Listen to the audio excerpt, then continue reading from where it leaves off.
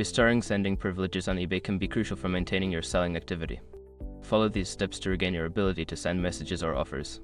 Step 1. Review eBay policies. Understand eBay's policies regarding communication and selling practices. Familiarize yourself with the rules that may have led to the restriction of your sending privileges. Step 2. Check your account status. Log into your eBay account and check for any notifications or alerts regarding your sending privileges. This will help you identify the specific reason for the restriction. Step 3. Resolve any issues. Address any outstanding issues that may have caused the restriction. This could include resolving disputes, addressing buyer complaints, or fulfilling any pending obligations. Step 4. Contact eBay support.